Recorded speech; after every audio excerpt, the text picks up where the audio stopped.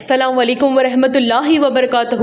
امت کی بیٹیوں کے نام یہ میرا پیغام ہے کہ سیدہ فاطمۃ الزہرا رضی اللہ تعالیٰ عنہا وہ مقدس ہستی ہیں جنہوں نے زندگی کے ہر لمحے میں حیا کو اپنا تاج بنایا۔ ان کی نگاہوں میں حیا تھی، ان کے لباس میں حیا تھی، ان کی چال میں حیا تھی، حتیٰ کہ جب دنیا سے پردہ فرمانے کا وقت آیا تب بھی حیا ان کے ہم سفر رہی۔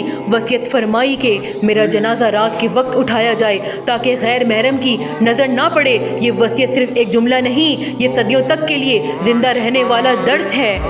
اے امت مسلمہ کی بیٹیوں، اگر تم نے سیدہ فاطمۃ الزہرا کی اس حیا کو اپنا لیا تو تمہاری زندگی پاکیزگی کے نور سے بھر جائے گی۔ وہ بیٹی جو اپنی نگاہوں میں پاکیزگی رکھتی ہو، اپنے لباس میں سادگی رکھتی ہو، اپنی چال میں نزاکت رکھتی ہو، وہ دراصل فاطمۃ الزہرا کی سنت کو زندہ کرتی ہے۔ حیا کمزوری نہیں، عورت کی شان ہے۔ حیا پابندی نہیں، اس کی حفاظت ہے، کیونکہ جو عورت اپنی حیا کی حفاظت کرتی ہے اللہ خود اس کی عزت کی حفاظت کرتا ہے۔